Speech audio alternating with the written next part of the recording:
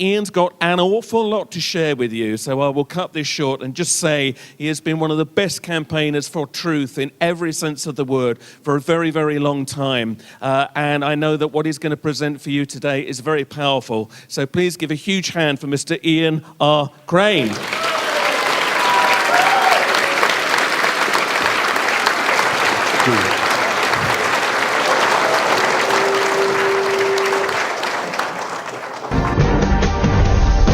Breaking news on News Corp. The media conglomerate is shutting down its News of the World UK tabloid. At this hour, we really don't know just how far-reaching the scandal that rocked Rupert Murdoch's media empire will be.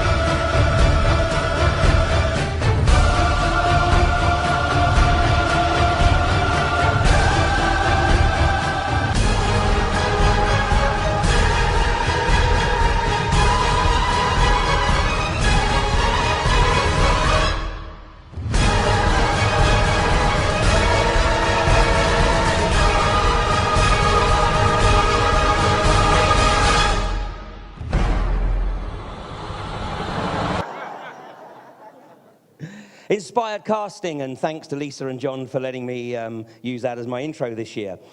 An inspired decision as well to shut down the News of the World in a heartbeat. It had to be shut down because by shutting the paper down literally by the next issue, the only thing that had to be kept were the financial records. So from the moment that the paper was put to bed on Sunday, July 10th, everything else, the phones, the computers, any hard copy of anything would have been trashed. What's going on here? It's still unfolding. But of course, phone hacking is nothing new. I'm sure many people can remember back, 12 years now? Prince Charles, Camilla Parker Bowles, and a tampon because of phone hacking. But all of a sudden, it's a big deal. And it's a big deal for exactly the same reason as the MP's expenses were a big deal 2 years ago. It's to keep other stuff off of the front pages.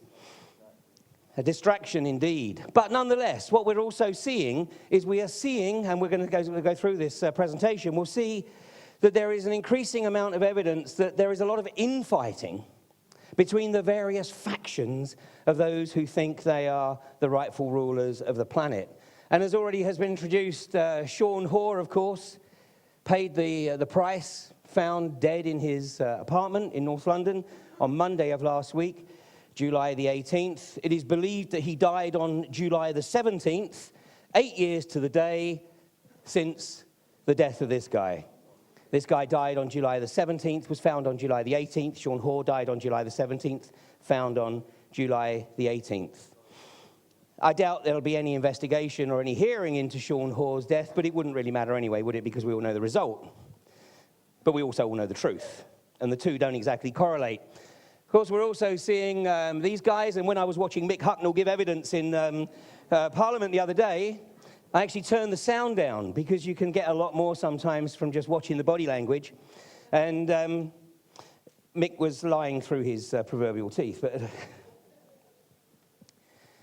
But there's a speaker who has been at the Glastonbury Symposium before who really picked up on what's going on here. And this was the headline in the Daily Mail a couple of days ago. The real scandal MPs ignore as the Murdoch grilling turns to farce. Bankers get $14 billion pound bonuses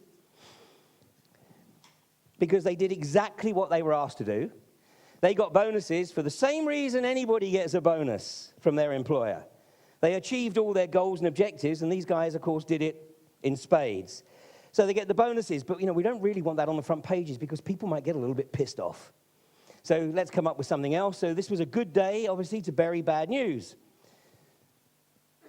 And, of course, we have the IMF warning of the meltdown. Well, the guy who picked that up was a previous speaker at the symposium here, Christopher Booker.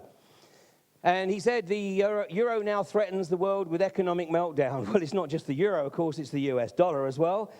because August the 2nd is crunch date in the US. They've already passed one debt ceiling at, what was it, $14.2 trillion. A new one was set for August the 2nd, and we're about to go through that. But Christopher absolutely nailed it here. He said, whilst Britain has seemingly been transfixed by Murdoch Gate, rolling down on us all like a tsunami, interesting choice of word, is a crisis so immeasurably greater that by comparison it makes the misdemeanors of a few journalists, policemen and politicians look quite irrelevant. And this was exactly the case with the MP's expenses 2 years ago. I mean, in the scheme of things, whilst I'm not condoning, obviously, the corruption, the reality was that that was a scandal that had been basically about 8 years in the making, because they had deliberately set the MPs up. They were encouraged to milk the expenses regime. And it was done deliberately so that on the due date, whenever that may be, the rug could be pulled and it could be a massive scandal. In the scheme of things, it was barely £1 million, but it would be enough to take everything else off the front pages. And of course, it did exactly that, and it meant that there was absolutely no debate in the British media about power moving over to Brussels during the run-up to the British elections. Brilliant. But all this, as we're seeing, and as Andy has already acknowledged, it is interesting how every year there's a theme that runs through the symposium without any collusion between the speakers. And this year, of course, is absolutely no different. So the title that I had selected for this particular presentation is The Shift is About to Hit the Fan. And as you're going to see, the shift has already started to hit the fan in a big way, but it's going to speed up. And this is exactly what I presented on this stage 5 years ago, July 2006, in a presentation that I gave called Hidden Agenda 2012, where I said that in the last 24 months, prior to December 21st, 2012, we would see the geopolitical agenda speed up to the point where the vast majority of people would not be able to keep pace with it. And in the course of preparing this presentation, it's really been a question of what do I leave out? Because a few years ago, it was really pretty clear what I was going to talk about. There was one or two issues. But now, as you're going to see, there's a lot that I'm going to talk about. There's a lot I'm going to leave out. A year ago, I was talking about the BP Deepwater Horizon disaster. And my observation, based on my 20 years in the oil industry, working with a company called Schlumberger, that it was a contrived event. Now, that DVD of that presentation has been available on Amazon since September of last year. Amazon managed to bury it, so that even if you put Ian Crane, BP, into Amazon's own search engine, you couldn't find the DVD. It took me until February to eventually get Amazon to hook it into their search engine so that it could be found. Well, the reason it's been buried, of course, is because part of that presentation was that I actually identified the individual that was put on the rig to make it happen. And I explained how he was put on the rig, how he made it happen, and, basically, obviously, if I'm wrong, BP and the individual concerned should be suing me for libel. It wasn't either of these guys, by the way. Ronald Sepulvado was the very experienced BP company man that was moved from the rig on April the 16th, and he was replaced by this guy, Bob Kaluza, a very inexperienced BP company man. And in this presentation a year ago, I made the observation that BP had removed all photographs of the two company men on the rig at the time the well blew, Bob Kaluza and Donald Verdreen. And you cannot find anything about Bob Kaluza on the web. So, this should be your first clue. So BP are literally hoping that no attention is drawn to Bob Kaluza. Now, one of my fellow researchers in the US has set up a Facebook page trying to raise awareness of the significance of Bob Kaluza, but people in the Gulf Coast have got many, many other issues that they need to be focused on. And since the presentation a year ago, I came across a piece of video footage from the hearing in the Senate, which is prima facie evidence that the US is a corporatist state. And of course, corporatist state is another way of saying fascist state.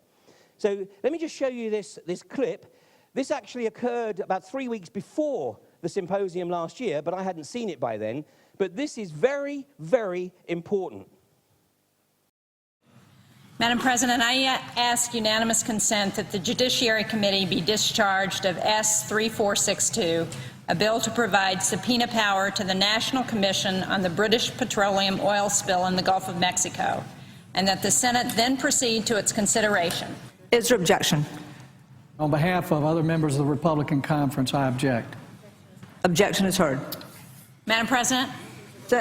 Senator from New Hampshire. Madam President, I ask unanimous consent the Senate proceed to the immediate consideration of calendar number 442 H.R. 5481, a bill to give subpoena power to the National Commission on the BP Deepwater Horizon oil spill and offshore drilling.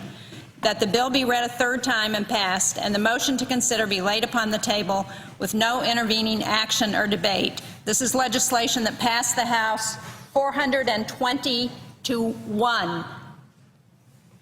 Is there objection? On behalf of other members of the Republican conference, I object. The objection is heard. Madam President, The Senator from New Hampshire. I don't understand what is so objectionable. In the House, 169 Republicans voted in favor of giving the Presidential Commission subpoena power.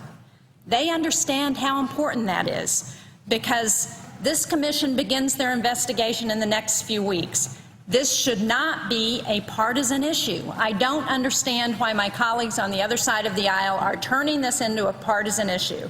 I find it unbelievable that after everything the people of the Gulf region have endured and that this entire country has witnessed for over 2 months now, that anyone is still standing with the oil company that caused this disaster instead of the victims who are suffering from it.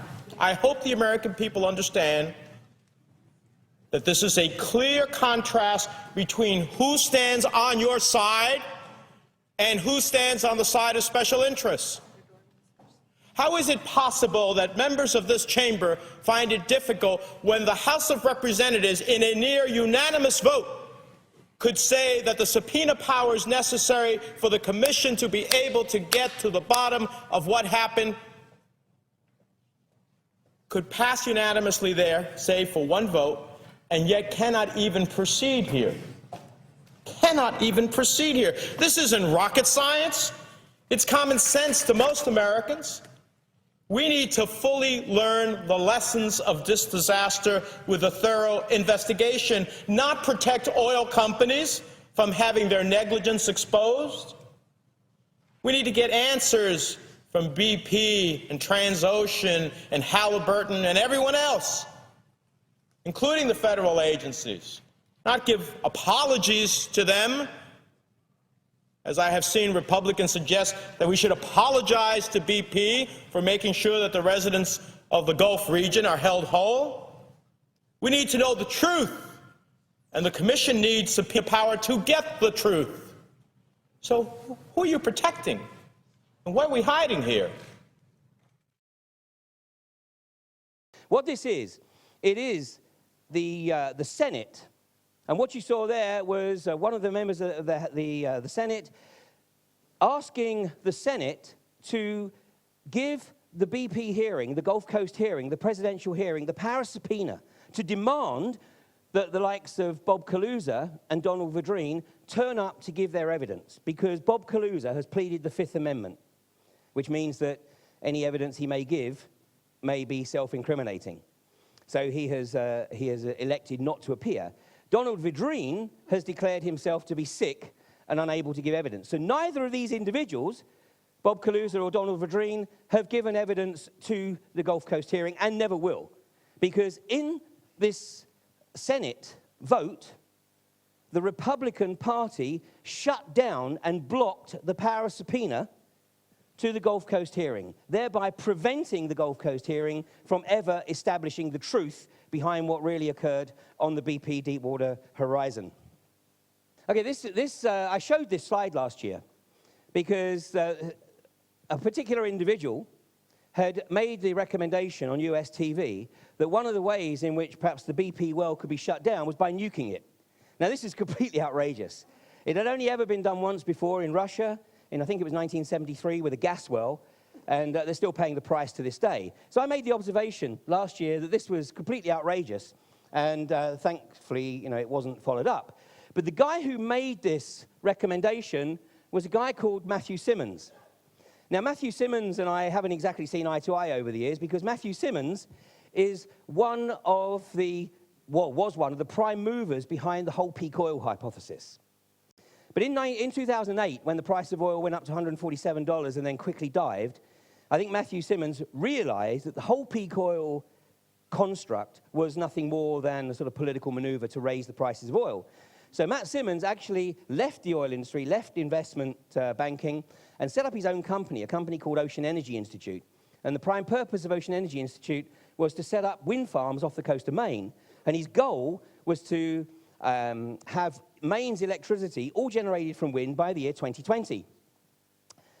On the day that I was giving this presentation last year, the Gulf of Mexico had been cleared of all shipping because there was a tropical storm supposedly on its way. And before any of the shipping could be returned to the Gulf, BP announced that they'd managed to cap the well. Well, Matthew Simmons actually came up with something very, very interesting. Matt spotted that the live feed from the camera, the underwater camera, had changed. Prior to the shipping being cleared, the Lambda coordinates, which is effectively the underwater GPS coordinates of the well, this is the well that was spewing oil, had changed. And they were no longer these coordinates. Sorry, it's the other way around. This is the well that was spewing oil, and these were the coordinates that were on the camera prior to July 23rd. But afterwards, the camera was supposedly showing a well that had stopped spewing oil, but the coordinates had changed. So Matt Simmons went on US television and said, look, another lie from BP, another lie from the federal government. They haven't shut this well down. It's still spewing oil. And he was extremely vocal on this particular issue for about 2 weeks, because then, tragically,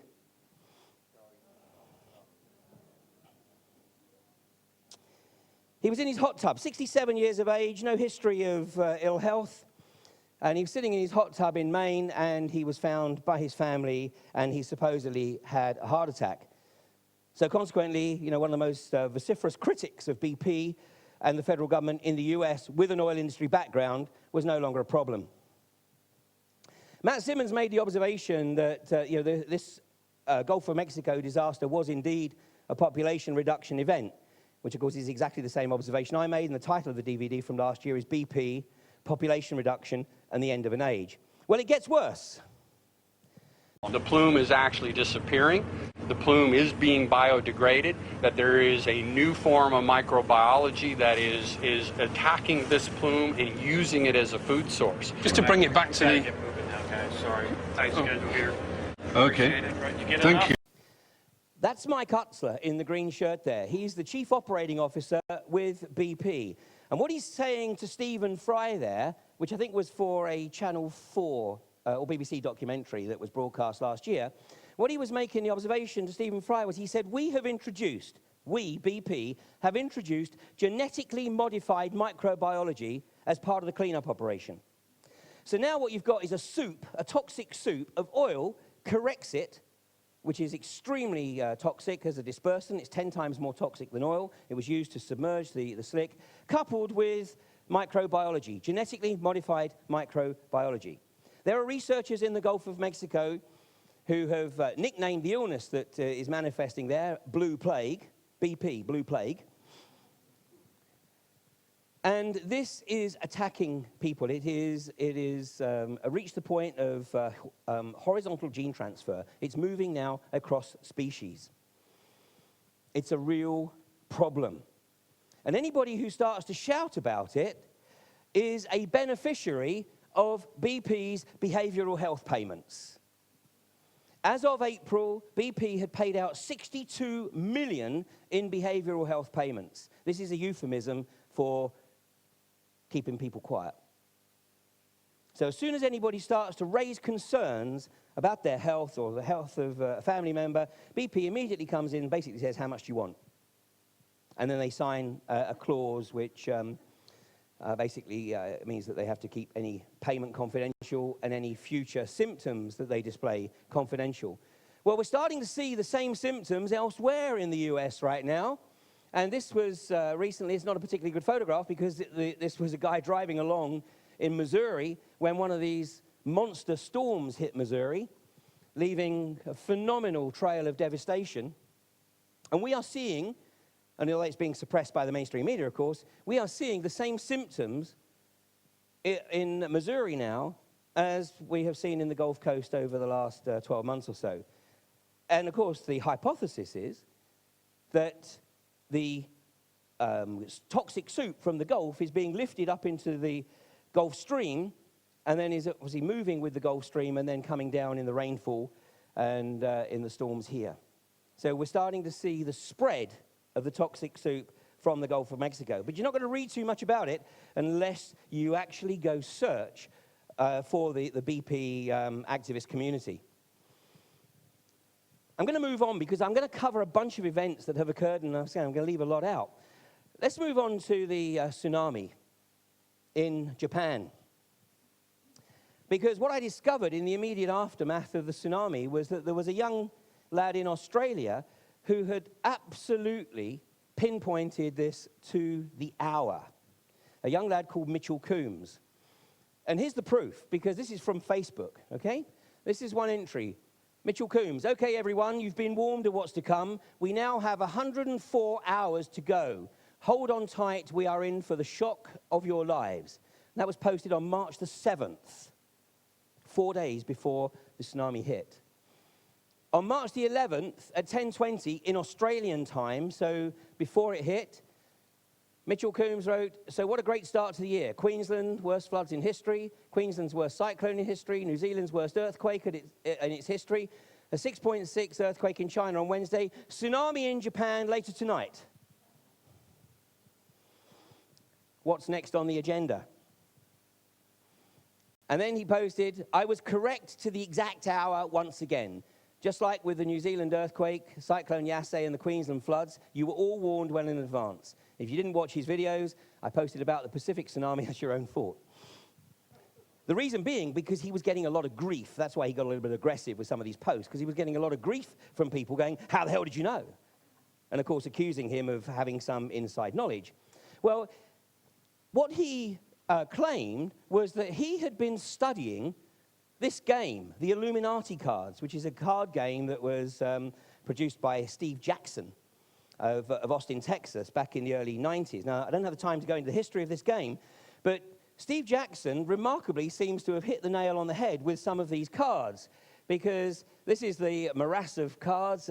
You can still get versions of the game, although some of the original cards have now been changed, because each time an event occurs, which was shown on the cards, he takes the card out of circulation. But take a look at this. This was pre-9/11 in the Illuminati cards pre-9/11. This looks remarkably like the Twin Towers, and this looks remarkably like the Pentagon. Now, I had been aware of the Illuminati cards up until this point, but not really followed it with any sort of real great fervor. But now I started to take a look. And then I looked at a more recent set and found this one for the Pentagon. And this is real interesting because this has got an Air Force captain here with something sort of obviously going on in the middle of the Pentagon here. Well, a year before 9/11, there was an exercise, and the exercise was based on a plane crashing into the courtyard of the Pentagon. And that was on October the 24th to 26th, 2007. The scriptwriter for this particular exercise was a US pilot. He was working with American Airlines. And prior to that, he'd been in the US Air Force. I think he was a fighter pilot. But because of his military background, he was used by the Pentagon from time to time as a consultant to write these exercises. This pilot's name was Chuck Burlingame, and he was the pilot of Flight 77, allegedly, that flew into the Pentagon 1 year later. His daughter never believed it, by the way, but she died under mysterious circumstances in a fire in 2006. The cards, this is one of the cards from the original set, the oil spill. That's a photograph that a friend of mine sent me from the Gulf Coast. And the flesh-eating bacteria. Well, we've known of Vibrio vulnificus, which was certainly causing some problems back in September and October of last year. Fortunately, the problems seem to have dissipated somewhat, but nonetheless, we had a problem with flesh-eating bacteria in the Gulf Coast. Hopefully, it's not going to get worse now that we've got genetically modified microbiology in the Gulf with it.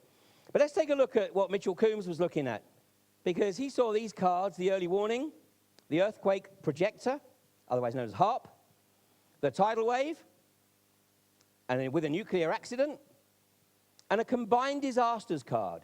And the combined disasters card. And it was the combined disasters card that Mitchell Coombs claimed gave him the unique insight into the coming tsunami and where it was going to attack. Because this particular clock face here, and look at the clock, there it is, and look at when it's set to. It's actually, it looks like it's set to 11:11, interestingly enough. But Mitchell said that he took that to read 3:11.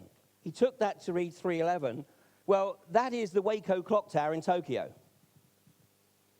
And that's what Mitchell claimed gave him the insight to be comfortable to predict the coming tsunami.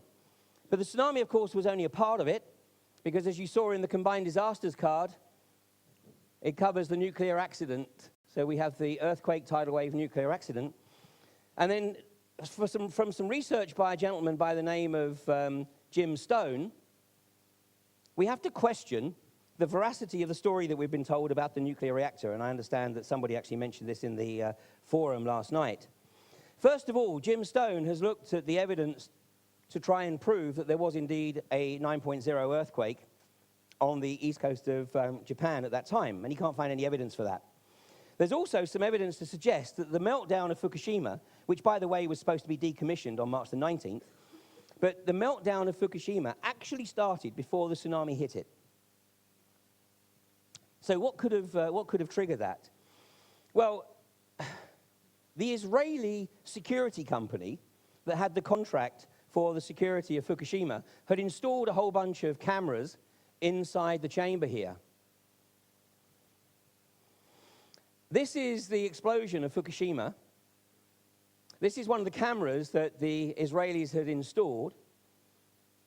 And Jim's hypothesis is that, consider the possibility that this had actually been converted into a limited nuclear device, which effectively blew the reactor. And this is the signature of a nuclear test. Now, this also may give us a clue as to what happened on 9/11. Because if that was the case, then this could have destroyed everything that was inside the towers, and then a traditional controlled demolition destroyed what was on the outside. There we go. So just superimpose in your mind, superimpose one of the World Trade Centers over that. And you start to see maybe what perhaps occurred. Now, literally, hot on the heels of the Fukushima disaster, Germany, Angela Merkel, announced that she was going to shut down all of Germany's nuclear reactors that were operational before 1980. And then a few days after that, she announced that there was a plan to shut down all of Germany's nuclear reactors by 2022. So my first thought was, hang on a second, why would Angela Merkel do that? Surely Germany isn't likely to be susceptible to a tsunami. Well, here we go. To phase out nuclear power by 2022. Well, this guy, Andreas von Bulow, who was the Minister of Defense for Germany at the time of 9/11, was a very, very astute individual. And there's no question Germany has some very, very astute people within their intelligence community. And von Bulow, in the aftermath of 9/11, grounded all of the Lufthansa Boeing fleet. And they stripped out all of the computing technology, hardware and software, that had been installed by Boeing. The reason being is that Dov Zakheim, who was a signatory to the Project for New American Century document, Rebuilding America's Defenses, he was also the guy, by the way, who announced that the Pentagon couldn't account for $2.3 trillion on the day before 9/11. He was also very closely associated with a company called Systems Planning Corps, which developed the hardware and software enabling the remote control of aircraft. So consider the possibility that von Bulow considered that maybe the planes on 9/11 had been remotely hijacked and that technology could have possibly been installed in Lufthansa's Boeing fleet, and that's why they grounded the Boeing fleet. So we know that within the German intelligence community, there are some very, very astute watchers of the geopolitical agenda. This is a map of Germany's nuclear facilities. And as you can see here, I mean, they're nowhere, apart from these, they're nowhere really near the coast. So it wasn't going to be a tsunami that was the concern. So what were the German intelligence community concerned about? Well, take a look at this. Exactly 1 year before the March the 11th tsunami, nuclear explosion, the Ministry of Foreign Affairs of Japan issued a statement. And basically, the Ministry of Foreign Affairs on the decision of the government of Israel regarding the construction of housing units and settlements in the West Bank says the government of Japan deplores the decisions of the government of Israel to give permission for the construction of 1,600 housing units in East Jerusalem. Strike one. Strike two. Strike two. This was the vote in the UN regarding the Israeli settlements on Palestinian territory. Both Japan and Germany voted against Israel in this vote.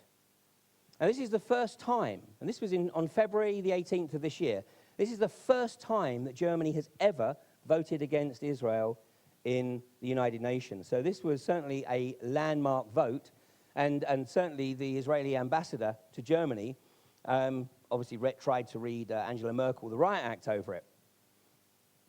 Germany and Japan voting against Israel. A few days later, it was announced in the media that Japan had offered to enrich uranium for Iran. This was strike three. Strike three. So let's consider the possibility that what actually took down Fukushima was the Stuxnet virus, a virus developed by the CIA/Mossad, specifically to target the Siemens controllers of Iran's nuclear reactors. The reason that Angela Merkel announced that they were immediately shutting down all pre-1980 reactors was because they had the same controllers as the Iranian reactors. So somebody within the German intelligence community was obviously concerned that because of their vote and because of their track record along with Japan, that they may also be a target for the Stuxnet virus. Then, of course, having shut that one down, a few days later, we have the E.coli outbreak, which is supposedly caused by organic cucumbers. Had to be organic, because we've got to shut down the organic market so that we can bring in genetically modified foods. And, of course, Germany is actually one of the prime supporters of retaining organic farming and keeping GM products out of Europe. So once they dismissed the idea that it was cucumbers, then, of course, we went on to bean sprouts. Again, it was organic bean sprouts. But then, of course, it was discovered by the Koch Research Center in Germany that this E. coli was basically resistant to every known form of antibiotic. This could not have occurred naturally. It was indeed a bioengineered weapon. Coupled with which, of course, it also served the purpose to demonize organic food. Monsanto, of course, is a Zionist entity. It's owned by the Monsanto family, arch-Zionists. Always 9/11. We see in the paper today, and of course, what would he see? It's an Al-Qaeda massacre. Just like on 9/11, we see immediately that within literally 10 minutes of the planes going into the towers, it's Al-Qaeda. And we see this again today. And of course, it's a real tragedy because, I mean, apart from the fact that fortunately it was a holiday, I gather, in Norway, so there weren't as many people in the offices as there might have been. But this was, of course, only part of the issue because what we have here is the gunman on an island. And, of course, this is what is quite remarkable. It's the rampage of the blue-eyed assassin. Well, he wasn't only blue-eyed. He was blue-eyed and blonde, apparently. So we've got a blue-eyed, blonde assassin. Now, I've lived and worked in the Middle East, and I can't remember meeting too many blue-eyed, blonde people in the Middle East. So the question being asked in The Sun, why Norway? Well, it's a very good question indeed. You know, we start off, Norway has long feared an attack by Muslim hardliners. So let's get getting it out there. It's Muslims, it's Muslims, it's Muslims. But, you know, maybe there's another reason here. Maybe it's another reason. Norway has endorsed the Palestinian statehood, just like Japan and Germany. Norway has stated that it will withdraw from the Libyan expedition, another illegal war, of course, by August the 1st. And Norway has also withdrawn investment funding from a number of Israeli firms connected with the development of West Bank settlements. Strike one, strike two, strike three. So I haven't really had too long, obviously, to research this, but I did a little bit of a web search and I looked for blonde, blue-eyed Al-Qaeda. Blonde, blue-eyed Al-Qaeda. Well, I was shocked. I thought, oh, I'm not going to find anything on that. But no, I found a whole bunch of stuff on it. Have you heard about this new thing going on in Great Britain that Al-Qaeda routing up all these Britons, essentially, 1,400 strong, apparently, in a new, what's being called a new white Al-Qaeda army. Tougher to detect, potentially. Yeah, because they're not Muslims. They look just exactly like regular British people. They're converts.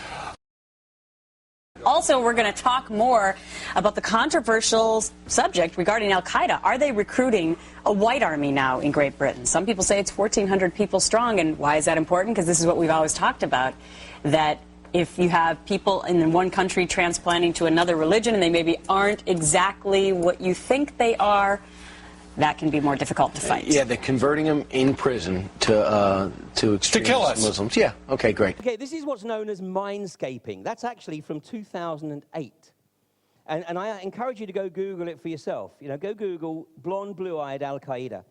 And what you'll find is a number of clips from 2008 where they started the process of mindscaping, sowing the seeds about blonde, blue-eyed Al-Qaeda operatives who are not what they seem. I mean, let's not forget that the only Al-Qaeda terror cell that has ever been arrested was actually arrested in Mexico, and they were all discovered to be stooges of the local Mossad group. On September the 10th, 2001, this appeared in the Washington Post. Mossad are ruthless and cunning, having the capability to target US forces and make it look like a Palestinian Arab act. Who said that? Well, it was an extract from the report issued by the US Army School of Advanced Military Studies. And that was posted in the Washington Times, not the Washington Post, Washington Times on September the 10th, 2001. And of course, the Israeli government and the Zionists behind the Israeli government have concocted a brilliant scam for shutting down any debate on these issues. And let's just take a look at what Shalom Ayotte had to say. She's a former Israeli minister. Often when there is dissent expressed in the United States against policies of the Israeli government, people here are called anti-Semitic.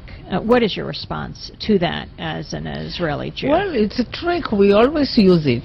When from Europe somebody is criticizing Israel, then we bring up the Holocaust. When in this country people are criticizing Israel, then they are anti-Semitic. And the organization is strong and has a lot of money, and the ties between Israel and the American Jewish establishment are very strong, and they are strong in this country. As you know, they have power, which it's okay. They are talented people, and they have power, money, and media, and other things. And their attitude is Israel, my country, right or wrong, the identification. And they are not ready to hear criticism. And it's very easy to blame people who criticize certain acts of the Israeli government as anti-Semitics, and to bring up the Holocaust and the suffering of the Jewish people, and that justify everything we do to the Palestinians. Israel has a major emigration problem. Many Israelis are really disturbed by the Zionist agenda. and by the inhumane treatment of the Palestinians. If you want to read more on that subject, there's a book written by a Jewish historian. He works at Exeter University. His name is Ilan Pappé, and the book is called The Ethnic Cleansing of Palestine. Only a Jewish historian could have written that book. He's, of course, vilified by the Israeli government. The organization that she was referring to, of course, is the Anti-Defamation League and AIPAC, the America-Israel Public Affairs Committee in the US, who are incredibly powerful. I spoke at a deep geopolitics event in California last year. I was vilified by the organizers because I discussed the issue of Zionism, of dual passport holders in the American administration, and obviously the treasonous behavior of certain individuals in the American administration. And they were pretty upset that I broached these subjects. And I said, well, every other speaker has discussed the symptoms. I'm trying to get to the root cause. Let's take a look at Tripoli, onwards to Tripoli. Well, I'm not going to spend too much time on this, but it's not going well, funnily enough. You know, Gaddafi had a long time to prepare for the attack, which I'm sure he believed was inevitable for many, many years, just as Iran has now. And it's not going well in the US. In fact, Obama has decreed that because it's only an air assault, it's not really war. Well, they didn't say that in 1941 when the Japanese came into Pearl Harbor, of course. But, you know, we're going to look at a few things that have occurred in the media to try and wipe these things from the front pages. And Obama, a little while ago, thought he'd nailed it on the head and could get the Libyan expedition off the front pages by releasing his birth certificate, which, of course, it took about 3.5 nanoseconds from anybody who has used Photoshop to establish that this was actually a forgery. It was in 9 layers. So this having not gone well for Obama, because it wasn't going to go away, he'd only exacerbated the problem. So now they needed something even more dramatic and outrageous to get the birth certificate issue off the front pages. And, of course, they came up with Osama Bin Laden, who they decided to kill for at least a 3rd time. I mean, pretty much everybody in the US administration of George Bush believed that Osama Bin Laden was dead before the end of 2001. And then, of course, Benazir Bhutto let slip in an interview with David Frost in 2007, 2009, I can't remember, where she let slip that Osama Bin Laden had actually been murdered by Mohammed Sheikh Khaled. And, of course, 7 weeks later, she herself was assassinated, maybe because she had revealed an inner secret. Anyway, I have come across the real footage of what actually occurred with Osama Bin Laden, and so hopefully this actually puts all conspiracies to rest. Roger that. Rocket Geronimo is acquired. Over. Copy that. Yes, current location is 469. Holy shit! Stand by. Oh my God. Oh my God. Back up. Oh my God. So as you can see, he is dead, and it was just a tragic accident. Then we needed to get that off the front pages because obviously this whole story didn't stand up to any examination whatsoever. And so this story had only been in the US media and the European media for 2 days. For 2 days. And on the following Monday, the headline in the US media should have been, America bankrupt, IMF called in. But instead, of course, they nailed this guy. Of course, he made it easy for them because the guy is, was well known as a very aggressive sexual predator. So instead of the headlines being America bankrupt, IMF called in, of course, the IMF is demonized, which gave them time, and of course, they've set the new funding level to, which they're due to reach on August 2nd. But I've got to tell you, the judge had a sense of humor when the judge gave him bail because, of course, he was up before the court, and he was given bail conditions which were quite punitive, but one of the bail conditions was he had to live with his wife. I tell you, I think I'd have said, oh no, I'll go to jail. Anyway, we know we've got the financial meltdown, and all of these shenanigans are just aimed at sort of prolonging the agony because the bankers haven't stripped quite as much of the wealth as they really want yet. So we've got to do something fast because the final meltdown is coming very, very quickly. And a key issue, and I've been speaking about this for many months now. I did a tour with Jim Core in Ireland last November and December, talking to people about surviving the final meltdown. And if you have any kind of liquidity whatsoever, you need to think very carefully what you're going to do, because you literally maybe got a few weeks or months to do it. Because we're going to see the Eurozone do something. I mean, it just cannot continue. This blue tack and sticking plaster solutions are just not going to work. So what are you going to do? Well, in the first instance, and we've already heard reference to it during the course of the symposium, if you haven't started making some kind of provision to be able to shut your front door and pull the blinds while the shift is really hitting the fan outside, you need to start doing so. All of these buy one, get one free offers in the supermarket, you know, it needs to be buy one, stick one in the cupboard. It doesn't take long to build up a stock, but you need to start thinking about it. Food and water. And in the short term, of course, that's generally going to be cans and bottled water. In the longer term, you need to think about, obviously, growing your own food.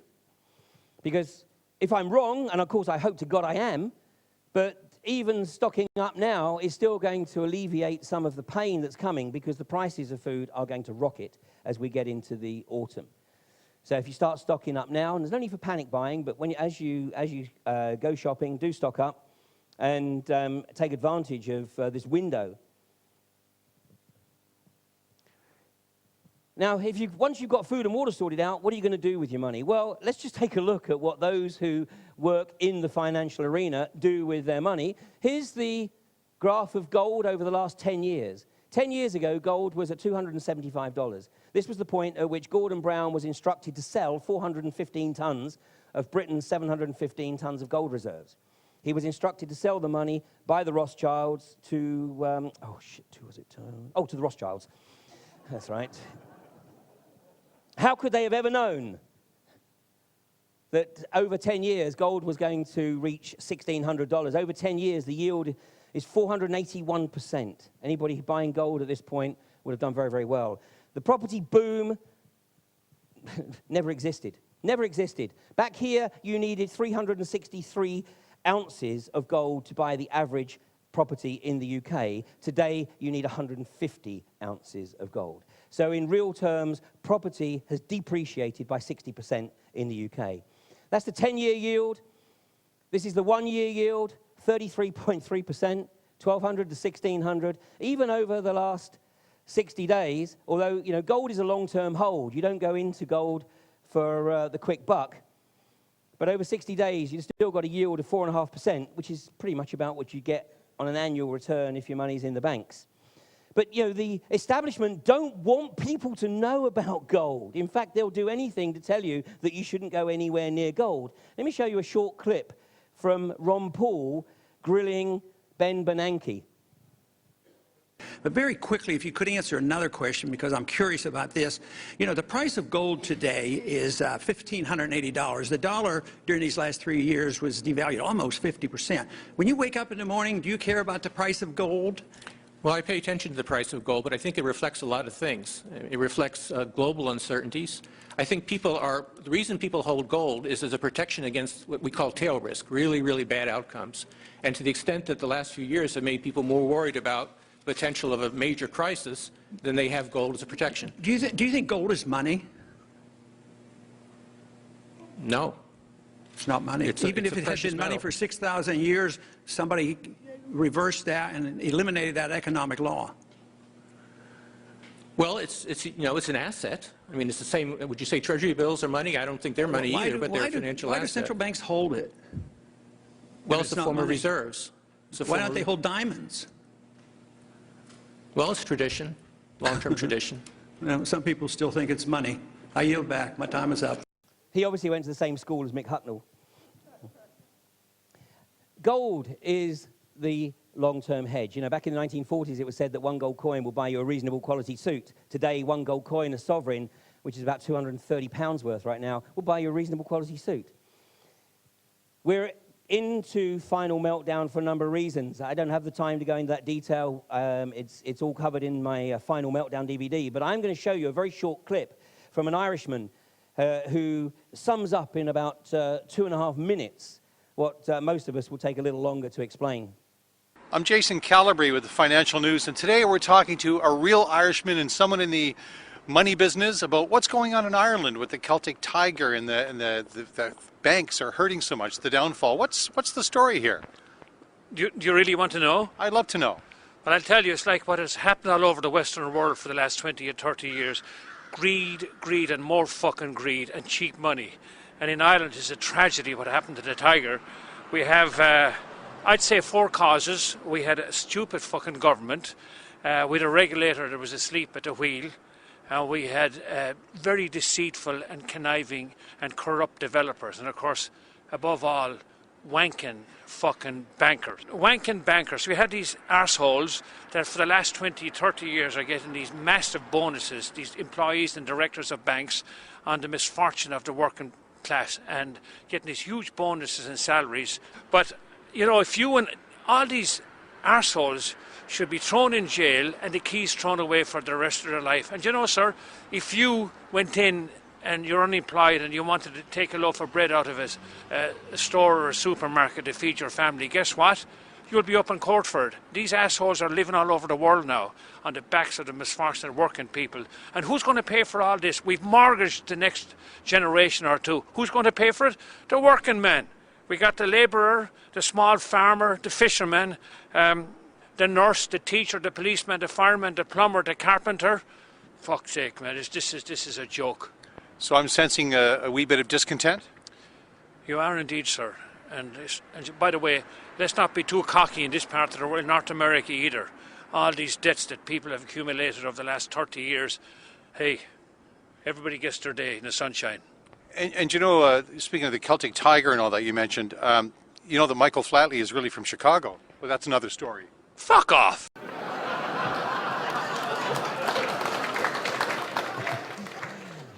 Don't you hate it when people hold back and won't tell you what they really think?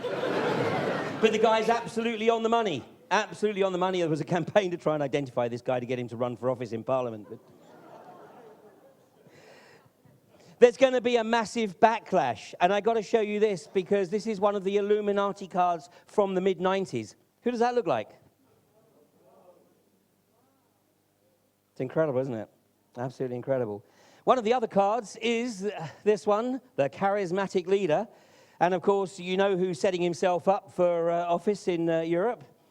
The arch socio-psychopath himself. And of course, they're grooming him. They're grooming him. That's why he became Catholic, because the EU is a Catholic entity. If you want to see more on that, see the speech that Peter Sutherland gave to St. John's College, Oxford on May the 15th last year, where he talks about the relationship between the Vatican and the EU. The reason that they will put this guy in there, because this guy will stop at nothing. And, of course, they're gagging for World War III. So, Mitchell Coombs. What does Mitchell Coombs have to say? Well, you'll have to go and look him up on Facebook. Because Mitchell Coombs makes a very interesting observation. He says that the next major event is scheduled for September the 11th at 11:11. Now, Mitchell's not necessarily to be dismissed. He doesn't declare this on his Facebook page, but I discovered that Mitchell is more than just a name on Facebook. He's actually the author of this book, Sensing Spirit. And he's actually quite well known within various psychic circles in Australia. And so he doesn't make a big deal about it because that wasn't something I discovered straight away.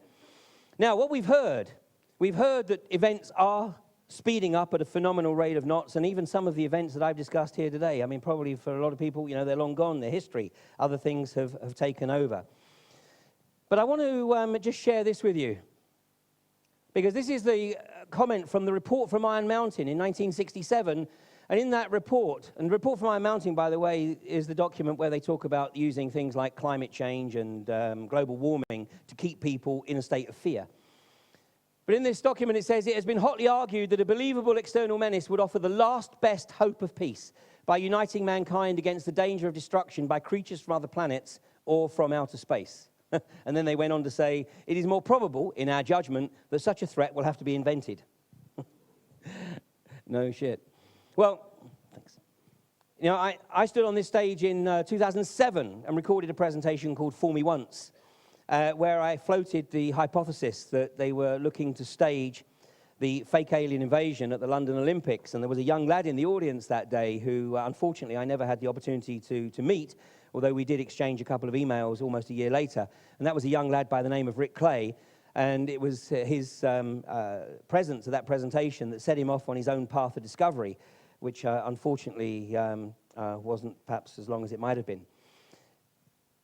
Since that time, I've become even more convinced that they're going to focus on August the 12th, which is the closing ceremony of the London Olympics. And whether it is or it isn't the fake alien invasion, and I think it may well be, but there's no question in my mind that that is the opportunity that they're going to take to start the basic foundation for establishing the global government.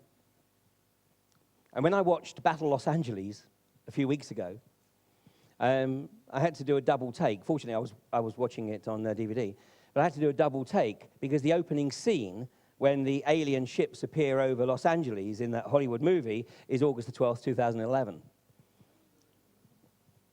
Here's a poster, by the way, from London, secure beneath the watchful eyes. And of course, it was at the symposium in 2007 that I exposed the Olympic logo as really being code for this. It is indeed Project Zion. Well, you know, there's been many people over the years who have identified that the fake alien invasion will be the last card, the last attempt to establish their global governance. And this is the book Beyond a Pale Horse by Bill Cooper, who was murdered on 6th of November 2001, not even 2 months after 9/11. But on page 177 of Beyond a Pale Horse, Bill says, can you imagine what would happen if Los Angeles is hit by a 9.0 quake, New York City is destroyed by a terrorist-planted atomic bomb, World War III breaks out in the Middle East, the banks and the stock markets collapse, extraterrestrials land on the White House lawn, food disappears from the markets, some people disappear, the Messiah presents himself to the world, all in a very short period of time. Can you imagine? The world power structure can and will, if necessary, make some or all of these things happen to bring about their new world order. An extremely prescient individual. It was also Bill Cooper, who I can attribute to coming up with the earliest reference to using the fake alien invasion as a means of establishing global governance. And it was John Dewey in 1917. He was Secretary of State for Education in the United States. Now, we also heard reference, and Andy talked about it this morning, to the coming solar storms. And those of you who were here last year will know that I recounted my experiences with the Cuero in Peru, who have nurtured this prophecy for many, many years. And they talk about the coming solar activity as being the trigger that awakens what we have been told is junk DNA, which enables us to literally completely change our perception of reality. The Cuero also invite us to visualize the type of future that we want to see, the type of future that we want to experience, as well as participate in trying to bring about those changes. But they make the observation that the critical factor is to do both, to visualize and to participate on the practical realm. But they also make the observation that we shouldn't restrict our visualization by having an existential commitment to a particular outcome, because the ultimate outcome may currently be so far beyond our bounds of comprehension or perception that if we attach too much to it, we may be limiting that process. So we are, without any shadow of doubt, at the point of the shift. Everything that's occurring right now is not sustainable. It doesn't matter how you look at the world, whether it's energy, whether it's finance, whether it's government, nothing is sustainable. So we are at this process within the alchemical experience, if you like, of solvere coagula. Now, solvere coagula suggests that we literally do have to destroy to be able to rebuild. And I think that whether or not everything has to be destroyed depends on how quickly people actually wake up to it. And what's occurring with the accelerated agenda may actually be working in our favor. Even the Murdoch scam has actually started to get people who previously weren't looking at this stuff to go, hang on a goddamn second, what's going on here? Rudolf Steiner, nearly 100 years ago, he who would create the new must be able to endure the passing of the old in full tranquility. And as I'm sure we can all recount from our experience of life, the more opportunity you have to prepare for something, the easier it is to deal with it. If you don't make any kind of effort to prepare for whatever it is that's coming, then obviously the shock may be absolutely enormous and actually may ultimately lead to, people having corollaries. And of course, the other factor is that we know that people, all the people amongst your friends and your family and your work colleagues who you've been trying to broach these subjects to for the past X number of years, when the shift really does hit the fan, of course, they're going to go, well, why didn't you tell us? We can say, why weren't you listening? Listen, the reality is, anybody who tells you they know what's coming is most likely delusional or right in the script. The reality is that we have literally got to get ourselves into the space where we can be comfortable about dealing with everything. These guys are going to try and create fear. That's the purpose, their agenda, to create fear. Iceland has done an amazing job in trying to eradicate fear by making statements such as that nobody will lose their home because of the country's economic meltdown. We haven't heard anyone else say that, have we? So, there are ways and means, but ultimately what it means is that we are going to need an absolute paradigm shift in pretty much every facet of our lives, of our thinking, and of course, the way in which we actually contribute to this. So I saw this a few days ago, and I thought that this is very apt. And I am often asked the question, Ian, where are you going to be on December the 21st, 2012? And I have a very simple response, because I don't believe it's going to matter a damn where you are. What is going to matter is who you are. Thanks very much.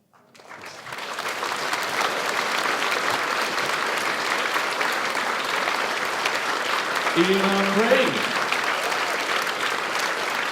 Fantastic stuff, as ever.